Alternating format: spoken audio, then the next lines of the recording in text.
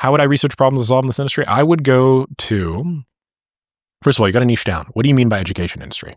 Are we talking like e-learning? If we're talking e-learning platforms, and you want to get good at like solving problems for e-learning platforms, you're going to have to probably join a bunch of e-learning based communities, and then join like 50 of them, and then just scroll down from the top all the way to the bottom, copy all the content of every last post made in the last like 3 months or something. So you want to make sure these problems are relevant and topical. Then paste them all into the new ChatGPT 4.1 with a prompt like, hey, I want you to extract all of the questions that people are asking and the comments that those threads have received. From there, you're going to have a very targeted list of just a bunch of threads where people are asking questions related to e-learning. And of those, a bunch of them will be problems that people are having with running an e-learning business or an education business. Now you will have basically a short list of problems that real customers are asking about a specific business model, which is probably the closest to ground truth you're going to get aside from talking to one of those customers yourself. You can just, compile the links into a spreadsheet and then go to those links and ask questions or DM the people as well. But I would probably start there. From there, you'll have a pretty big list of problems, and then you can run ahead and, create some systems to solve each problem and then just start, putting together test offers and emailing them. It's probably what I would do. Mohammed Kasim 7 says, Nick, if I can handle, let's say, 5 clients at a time, and I have 5 active clients, should I stop my outreach until there are 4? Or do I keep going and get the extra people onto a wait list? My main man, you keep on going. You never stop the lead generation. Why? You always do lead gen, always. First, the second you wake up. Because lead gen solves everything. Lead gen solves growth, obviously.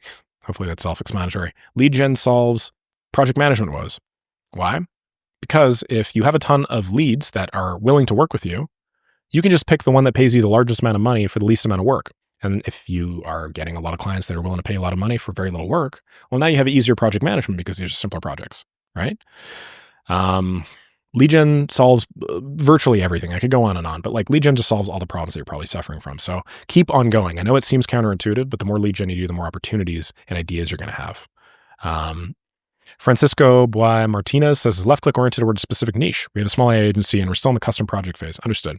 We're trying to pick a niche, but nothing seems to fit. I'm a software engineer and noticing that my worst mistakes running an AI automation agency video. You said left click is a growth systems partner, but does not seem to be as niche down as we are approaching our niche hunt thing. Thanks in advance. Yeah, the specific like niche is I build B2B. I build growth systems for B2B agencies. So if you just go to my website, I guess I changed that now to companies. Yeah, you're right that B2B companies doesn't really mean much. So maybe I need to revisit my targeting. But I got to be honest, Francisco, at this point, like it doesn't really matter that much to me how niche down or targeted I am because I just have such a high top of funnel. It's like crazy, right?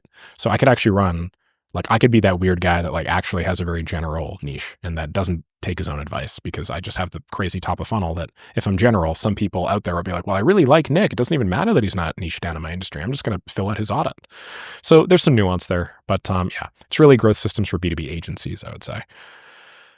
Nava IQAI says, hey, Nick, I'm a bit lost in the sales cycle. What used to be your sales cycle typically? Because some people say a lot of wide range of times from a week to 90 days. That could be pretty quick, man. Yeah, like a week, maybe less than a week.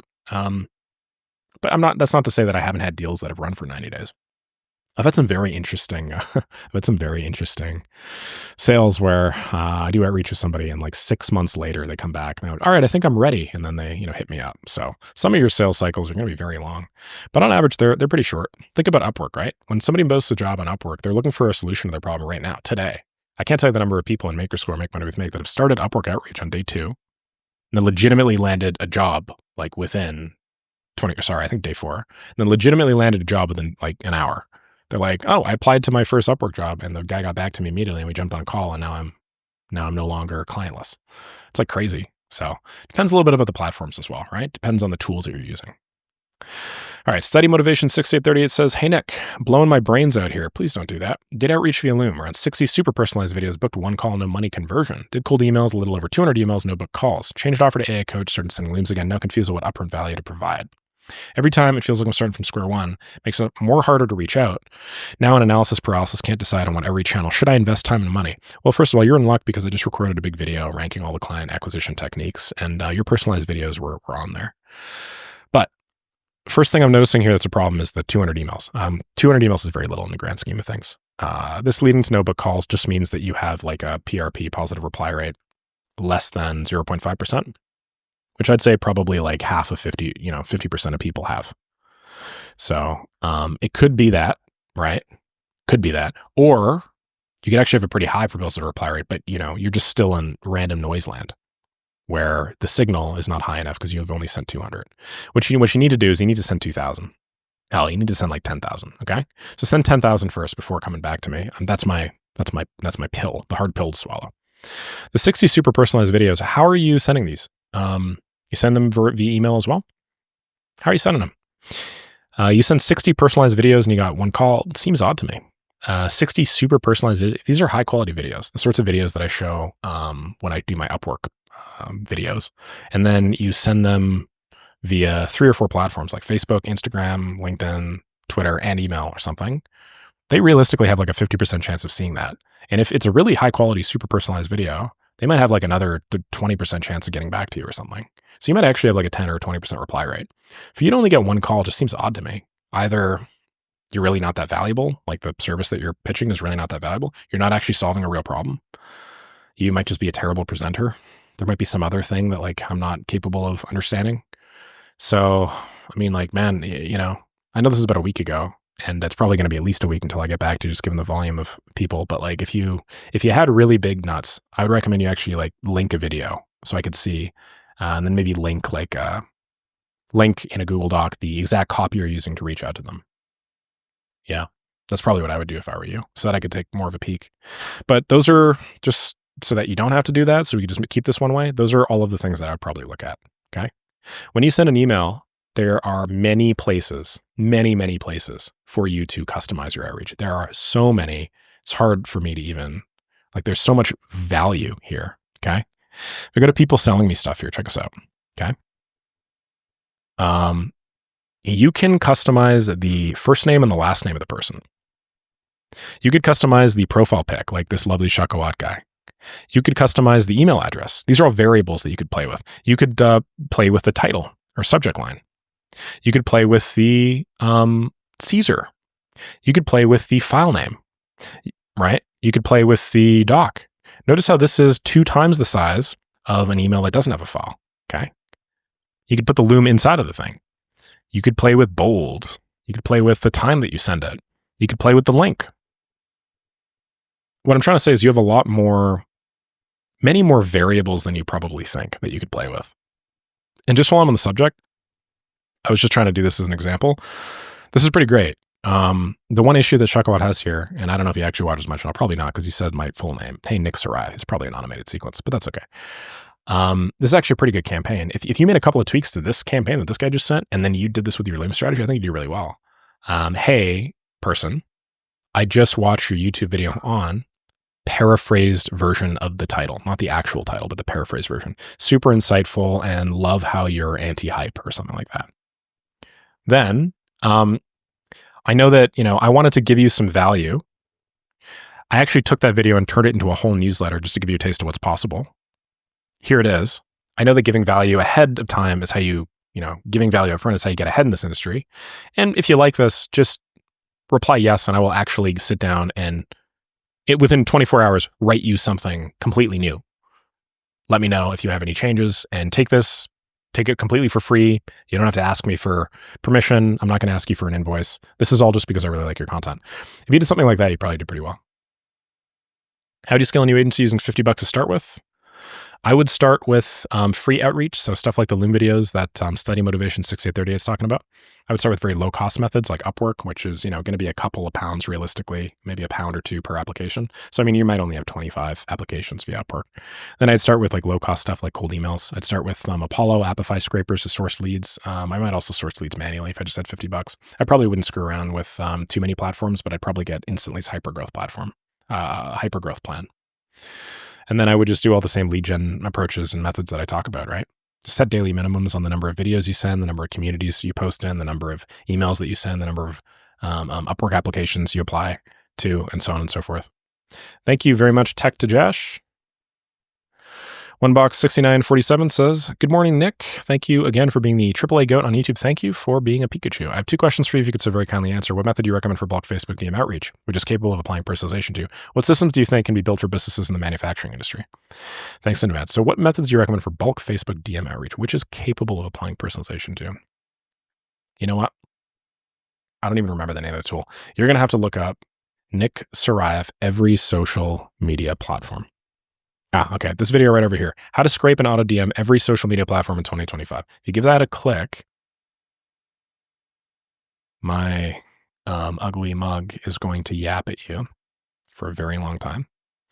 But eventually, it will tell you about reachowl.com, which is a platform that allows you to do exactly what you're asking for, as well as do like customized pitches. Is Alex now posting daily? I swear to God, Alex.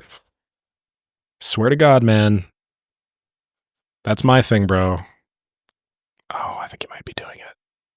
I think he's experimenting with posting times. Listen, Alex has his finger on the pulse. Alex, if you're watching this, no, I don't know if he's watching it or one of his interns is. And it's like, there's this guy out there, Nick, that's been posting every single day like a lunatic. We should try it. If he does that and he grows way faster than me, I'm going to be pissed.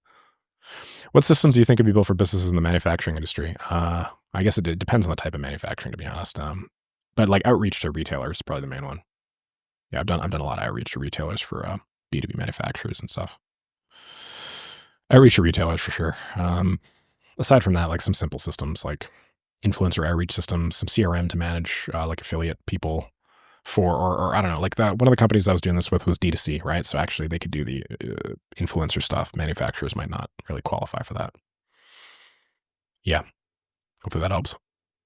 Okay, one more. Christian VTR says, "Hey, Nick, I've got a few clients I'm working with. I'm starting to make some money. I want to reinvest as much of it back into the business as possible. What tools, systems, or resources would you recommend putting money into? If there's anything else you think would help me grow or operate more efficiently, thank you in advance." Well, if you don't already have access to one of my communities, I'd probably shamelessly plug it. I think that you'd save a lot of money joining one of those. One guy just shared 250,000 free mails.so credits, I think. Which I don't know how much money it would cost. I'm not capable of doing the math, but like you just get free access to a bunch of stuff just by being part of the community for one, and usually vastly outweighs the money that you're paying. So I might like check to see whether makemoneywithmake.com or Maker School makes sense. I'd also sign up to accelerators and discount aggregators like Secret. They do things like, I don't know, you pay a little bit of money and then you get 6 months for free on Notion Plus.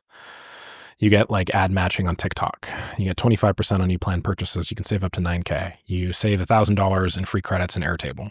Basically, like when you have a little bit of money, you can multiply that money and then just get access to all of these platforms and like significantly reduce your software expense. And then, in terms of tool systems or resources, I would just like 10x the outreach, honestly. Whatever netted you those first few clients, you've clearly validated that works. Just scale it the hell up, man. So, yeah. Okay, and then one more for Aditya, 4898. What's going on, Aditya? It's great seeing you here, man. Hey, Nick, I just did my first automation client deal after years of outreach. It was for $2,500. Considering this is my first income, how should I use this to set myself up for a path where I get more clients? Oof, man, I'm tearing up over here. I'll be joining your school as well. Thank you. You're crushing it, dude. You are freaking crushing it. Nice work. Well, I'm just going to pitch the same thing I just pitched to Christian. Sounds like you already know, but you should double down on the stuff that works, right? I'm going to post a video in a few hours that's going to run you through a bunch of client acquisition methods. So maybe get everything in the S tier list and just start spending some money on it. All right, ladies and gentlemen, I'm going to call it there. And I will now do my brand stats. Thank you very much for listening. I'm thinking back and boy, have I done a lot of videos today. If I was talking a little bit faster than usual, apologies on that. I don't like to do it this quick, but I just have somebody picking me up in exactly 7 minutes, and I wanted to make sure that I could get through some valuable content. So let's see how many subscribers I gained. 47,494. That's almost 800. Good, almost 1% growth. Instagram, for whatever reason, is not popping up. Come on, ladies and gentlemen, come on. All right, I'm pretty sure it's 99,000. So I'm just going to write 99,000. So I unfortunately do not have the time to fix this. Okay, 98,500. My phone here. Yeah, no, my phone's not here. Sorry. Daily updates. Whoa, that's not me. Not me yet. Okay, 3,357, 2.19% growth. So I'm actually focusing less on the absolute numbers now and more on the percentage growth because the percentage growth is more representative. Well, I got to scroll way up to get to this, but yeah, this is now past 95,000. So Instagram's actually kind of up here. It's pretty crazy. Yeah. All right. I'd like to do a lot more, but unfortunately I have to jet. My father's picking me up in a minute. We're going to spend some family time. And to be honest, I just have a ton of videos I have to record. So I'm just going to take a breather and probably get back to this later this evening. But with all those new people that joined Maker School, I just have one thing I want to share with you. First of all, we're at 1.9K members. Second of all, it's at 131,000 MRR with 16.62% churn. So everything that I've been doing churn reduction wise has been working. We've obviously got a big flood of signups recently, so that is decreasing the churn temporarily, but everything else that I'm doing with churn is working really well. I've made probably over $200,000 now if you do the churn math with just a few hours of work. I have a couple of daily or community exclusives that I have to land, but what I really like is you just saw me do it all live on this channel. Make Money with Make just hit 429 members. Okay. So we just scaled it up. I just had my weekly office hour. We had a bunch of new people on there, but we've now gotten almost an additional 30 people in. A lot of them are really high quality, very intelligent, very ambitious people. So everything that I have told you guys I was going to do, I'm doing. And hopefully you guys get to see what it looks like when you brainstorm, distill a list of strategies, pick a couple strategies, do them, and then do some iteration and testing later on. I'll leave it there. Hopefully you guys enjoy this sort of content. You'll really enjoy Maker School and Make Money with Make. Thank you very much for watching. Looking forward to answering your questions tomorrow.